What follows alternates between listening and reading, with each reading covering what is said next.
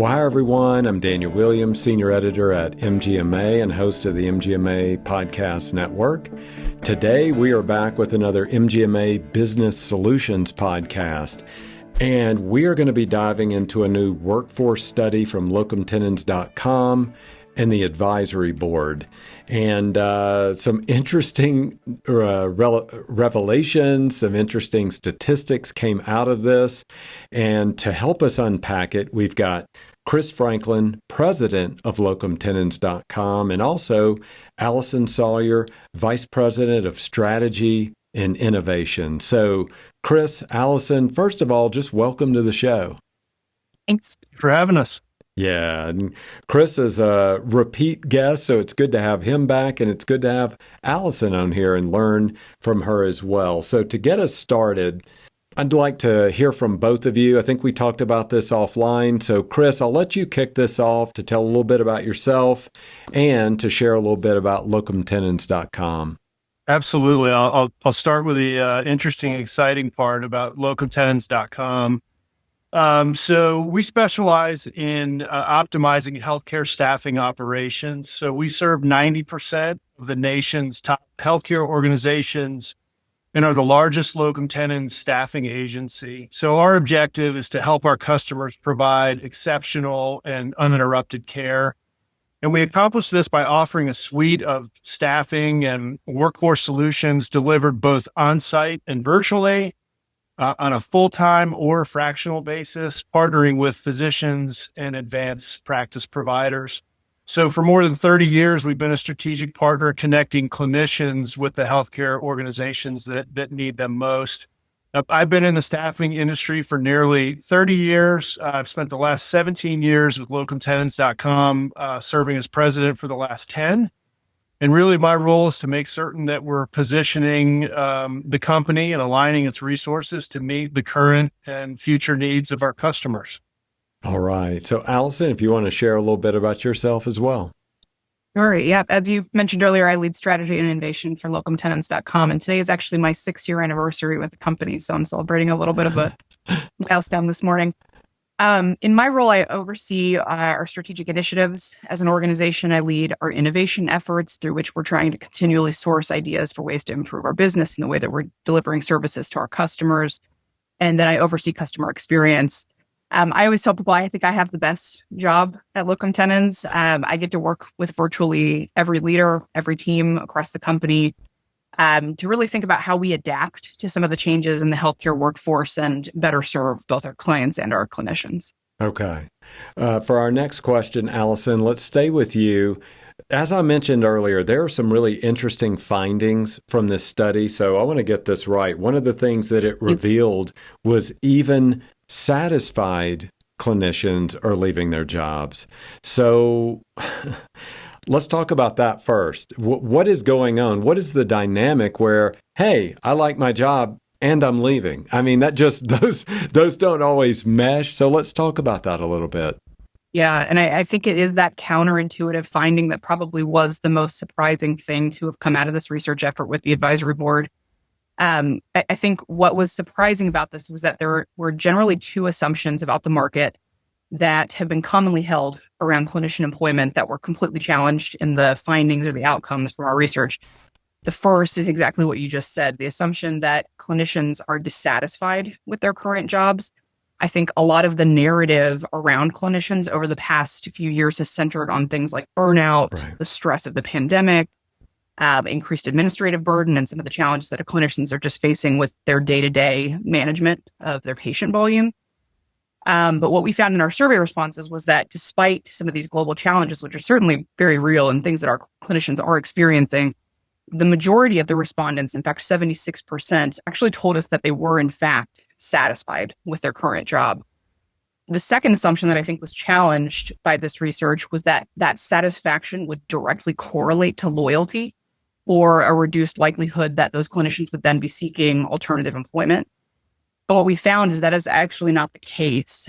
Nearly a third of the clinicians who responded to our survey saying that they were satisfied also stated that they were considering leaving their current role within the next 24 months. And that's a shift from the past where I think satisfaction has been a stronger predictor of retention. So what we've really uncovered is that I think these two findings in tandem signal a much more fluid labor market than what we think most organizations are prepared for. And what we're finding in conversations with clinicians and through this research is that satisfaction just simply is not enough anymore. Clinicians expect more from their employers. Okay.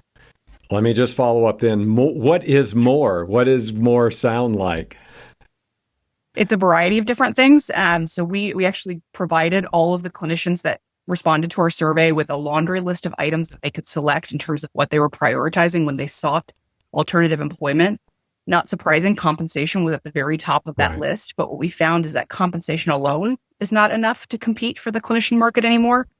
Things like non-pay benefits, work-life balance, flexible scheduling, adaptability within the roles, the ability to practice the way that they prefer are all things that clinicians prioritized as being critically important when they are considering whether to stay or leave a current position. Okay. Chris, equipped with that information that it's pay, but it's also flexibility, and it's also work-life balance, like three legs to the stool that can bring on not only satisfaction, but keeping those clinicians in place.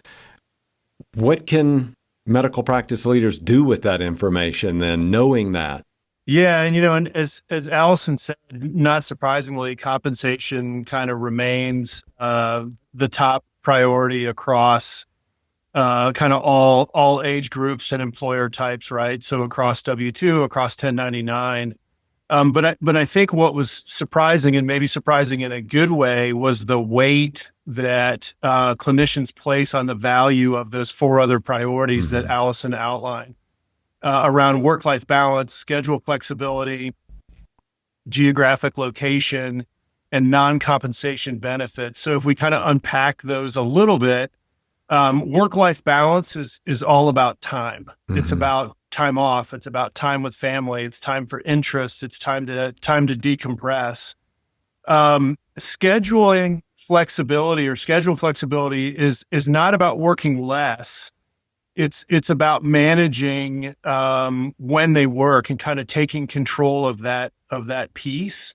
In fact, 83% of respondents indicated that schedule flexibility was highly important to them.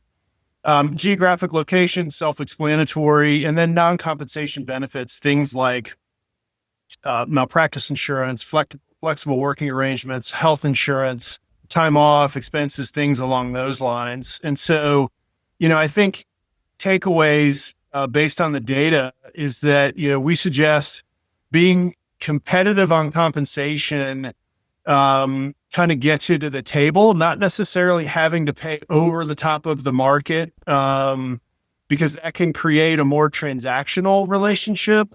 But using compensation as a tool to get you to the table and then really being a champion of flexibility, I think is the key to being able to unlock some of these other things that are highly critical and important.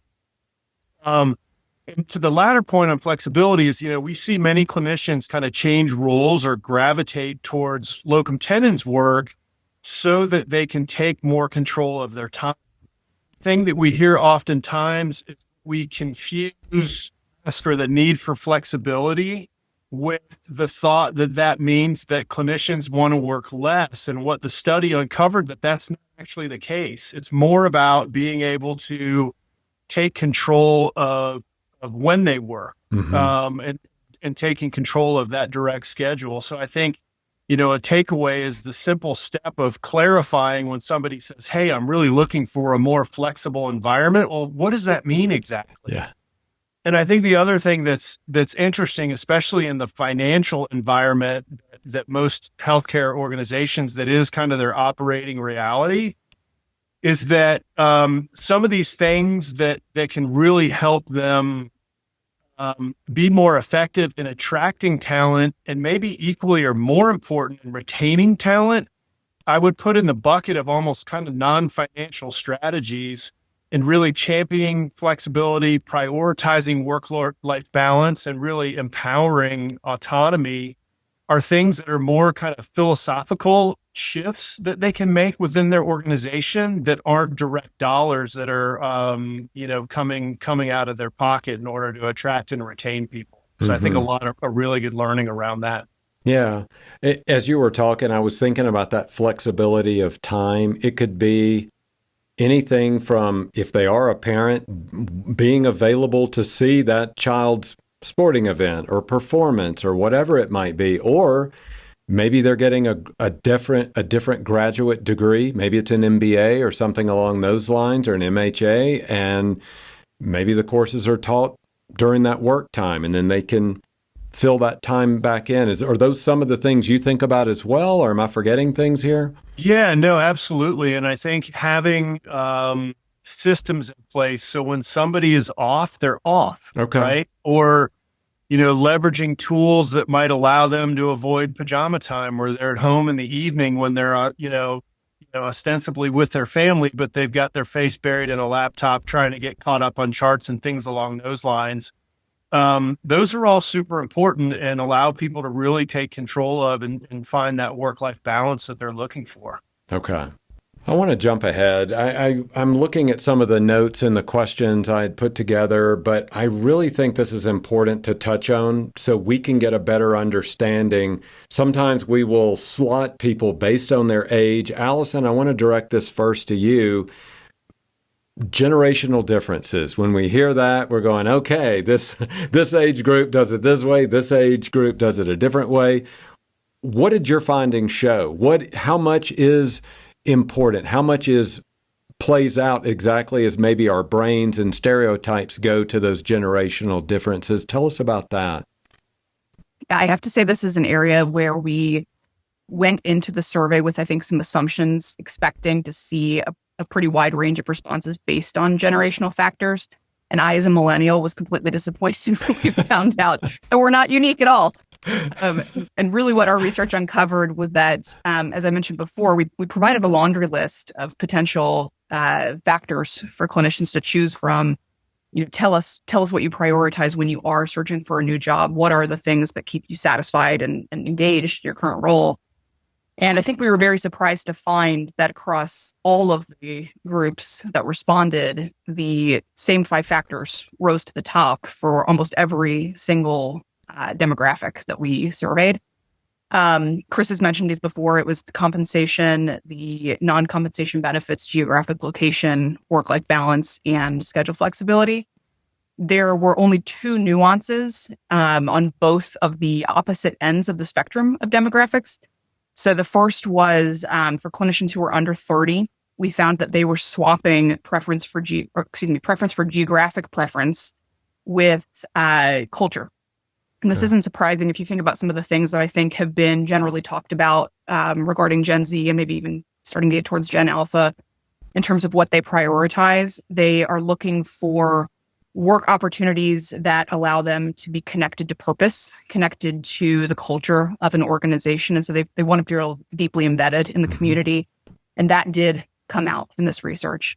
The opposite end of the spectrum was our clinician respondents over the age of 60, right, who told us that they preferred clinical autonomy, subbing that in, I believe, over non-compensation benefits. And if you think about that demographic or that age group, these are likely individuals who came up initially through private practice. And so we believe what this is likely telling us is that there are just deeply ingrained practice expectations in terms of being able to make autonomous decisions around how to practice, when to practice, that clinician group has held throughout the duration of their careers. But beyond those 2 nuances, respondents were largely aligned in terms of what they prioritize and the things that they're looking for in new job opportunities. I think the good news here for employers is that if you are thinking about your recruitment, your retention strategy, you prioritize these top 5 things. And as long as you do those top 5 things well, you're going to come up with a strategy or come up with a set of solutions that is hitting every demographic that you may be targeting from a recruitment or retention standpoint. The bad news is if you're failing on any of these 5 things, you're failing universally across every demographic. And so I think that's something that's really a critical factor for anyone who reads this survey or this research to consider as they're coming up with their employer value proposition, as they're coming up with strategies on how to go out and find new clinicians, you have to have a plan for how to solve for each of these 5 factors if you want to be successful with any age group in the market. That is remarkable, that what you're saying there, that those different factors are weighted together then. So if you've got 4 of them, in some situations, the lack of that 5th could be the deciding factor, and they'll keep looking. Is that am I hearing that right? Yeah, I think that's a fair assessment. And I think it's a potential opportunity for one of your competitors who's competing for talent to win them in a different way. And so you have to keep all 5 of these things top of mind as you're working with different clinicians who might have different preferences. Okay. Hey, Daniel, one other thing I would add, kind of going back to the initial question around intent to leave. Mm-hmm. To me, one of the things that was somewhat surprising in the data was that intent to leave is not limited to earlier career or mid-career physicians. If you look at the demographic group that's between 51 and 60, or basically 50 and over, 1/3 of those clinicians indicated that they would consider leaving. And so if we think about a lot of our clients, groups, hospitals, and health systems, typically retention programs, if they even have a formal retention program, are pointed more towards those earlier stage physicians, whereas it could be physicians who are a bit more seasoned, who are also likely your most productive physicians. You hear, if you look at the studies from the AAMC and attrition of physicians and having to replace retiring physicians with 1.25, 1.5, 1.75, almost a 2-to-1 ratio from a productivity perspective. That group of productive physicians, based on the data, is at risk as well. And so I think it's kind of reframing how we think about retention and where those programs are really pointed is another piece of key learning from the study. Yeah, I think that's a remarkable point you make, Chris, because if we make assumptions, if we go, well, someone's between 51 and 60, maybe they have a family life that's embedded, in a certain way where, well, I don't want to disrupt the kids who are about to graduate from school or whatever that might be. But we're hearing here from the data that maybe they will make different decisions, and maybe if there is that opportunity, they will uproot, even if Billy or Janie is in the 10th grade. We're still we're gonna move because this opportunity means this much, and we're gonna do that. So that is really something important to look at. Okay. Absolutely. Couple more questions in. Chris, let's stay with you. There was one notable stat here. It says clinicians who use staffing firms were more likely to report a positive work environment. So talk about that. What's going on in that situation that there is more satisfaction in those areas? Yeah, I think a great staffing partner can really help a healthcare organization focus on and not just fill. So if you think about, the average clinician is only going to change jobs a couple, maybe 3 times, throughout their career. So they typically aren't really practiced in effectively isolating, all of the little nuanced things that might be critical to their long-term success. And many healthcare organizations, especially groups, don't have a, kind of a well-oiled talent acquisition function, let alone a retention program. So I think a staffing partner can be a great bridge to help understand both clinician and organizational priorities.